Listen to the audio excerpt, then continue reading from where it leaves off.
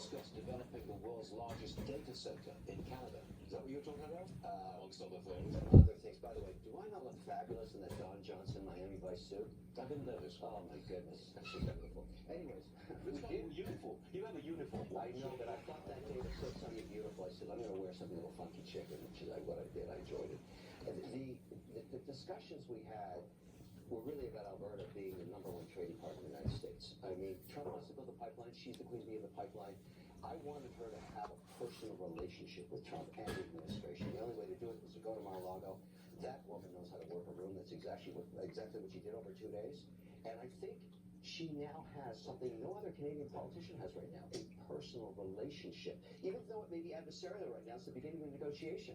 That's what occurred. Data center was on the books, the pipeline was on the books, tariffs were on the books. There's so many things to talk about. And I suggested to Trump, stop talking to Trudeau. The guy's going to get whacked in the election. A red wave is going right across the United States like it did, or in Canada, just like it did in the United States.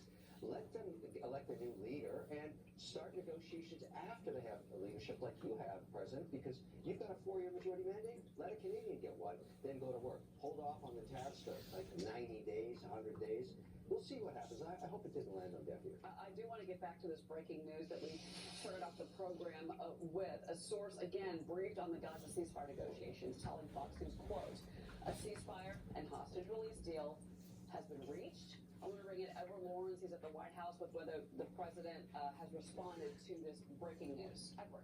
The White House not responded as of yet to this. They're waiting for confirmation from their side before we do expect a statement from President Biden on this. A Hamas official is also telling Fox News that they have reached an agreement.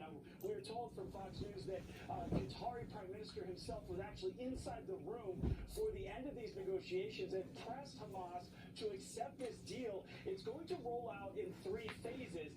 In all, there's going to be 23 hostages that are alive that will be released. 10 hostages that are believed to be dead will be released. The bodies of those will be brought home to laid to rest.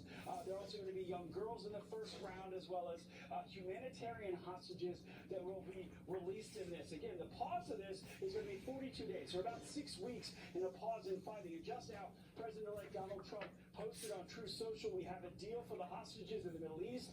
They will be released shortly. Thank you. You see that right there. His representatives were involved in this. Now, the White House stressing, though, that this was Jake Sullivan as well as their representatives on the ground for weeks that had worked, months actually, worked with these groups in order to get these hostages released. At the end of this process, President Trump had his delegates in the room to try and work through and see what kind of agreement could be done. Now we see that there is an agreement we're hearing out of the Middle East from sources there. So again, in exchange for these hostages, both dead and alive, being released, Israel will have to give up what we're told hundreds of Palestinians. We don't have an exact number on that again. But again, this is good news for some. The ceasefire will be in place. Families will get some alive.